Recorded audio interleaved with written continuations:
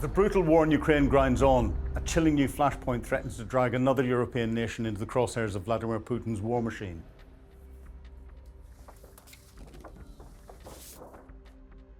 The target, a tiny, unrecognized breakaway state frozen in the Soviet era. The tactic, a creeping, silent annexation that is already underway. We're looking at Transnistria. Transnistria between Moldova and Ukraine, a breakaway province of Moldova. And why a stroke of Putin's pen might just have lit the fuse for an explosive conflict right on Europe's doorstep. To understand this new development, we have to look at the map. Wedged between Dniester River and the Ukrainian border lies Transnistria. Officially, international law recognizes it as part of Moldova. But in reality, it's a rogue, pro-Russian separatist enclave that broke away during the collapse of the Soviet Union in the early 1990s. Following a brief and bloody war in 1992, Transnistria has essentially acted as a heavily armed Russian outpost. Walk the streets of its capital, Tiraspol, and you'll think you've stepped back into the USSR. But the real danger isn't the statues of Lenin. It's the roughly 1,500 Russian troops permanently stationed there. Officially, Moscow calls them peacekeepers, guarding the Kosana ammunition depot, one of the largest Soviet-era weapons dumps in Eastern Europe. Tactically, however, they are a dagger pointed at the back of Ukraine and a loaded gun aimed at the pro-Western government in Moldova. For over 30 years, this has been a frozen conflict, but the ice is finally cracking. According to a bombshell new report, it highlights a sweeping new decree just signed by Vladimir Putin, which fast-tracks Russian citizenship for all residents of Transnistria. Under the new order, any foreigner or stateless person over 18 permanently living in the enclave can simply apply and receive a Russian passport. This isn't just a bureaucratic update, this is an annexation by passport. By declaring that all Transnistrians are effectively Russians, Putin is laying the legal groundwork to claim that territory now extends deep into Moldova. We saw the exact same passportization tactic used to justify the illegal annexations of Crimea, Donetsk, and Luhansk. The Kremlin's logic is chillingly simple. Where there are Russian passports, there is Russia.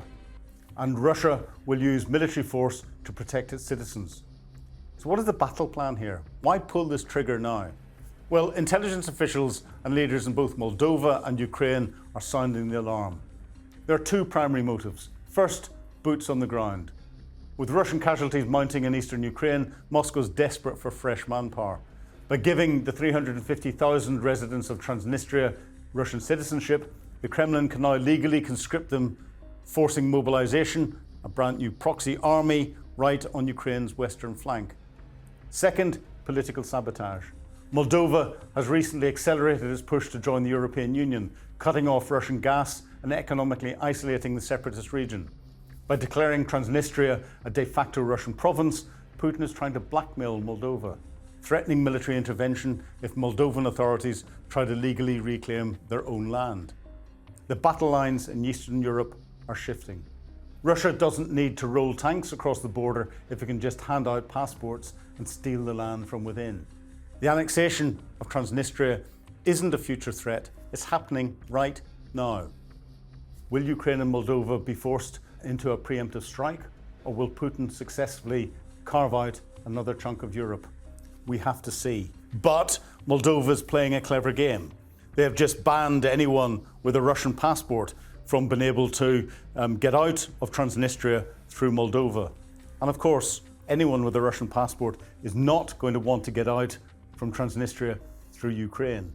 So it is becoming increasingly isolated. And from a military planning perspective, Putin can't even take a village in 1,500 days in the Zaporizhia region of Ukraine. There is no way can he extend a military capability through Ukrainian-controlled seas into NATO-controlled airspace and Ukrainian-controlled airspace to try and carry out any form of military activity into Transnistria. So provided the Russian troops that are there can be kept pinned down and occupied, and they are being successfully by diplomatic means, then the threat is minimal. And of course, bordering on Moldova, we have the NATO country of Romania. And we've got NATO air policing based in Romania. Flight time over Moldova. Will the Moldovans give NATO aircraft permission to overfly their territory? Yes, because the Moldovans want to move closer to the EU. So we're talking of minutes. The Russians can't get there. There is no threat to Transnistria.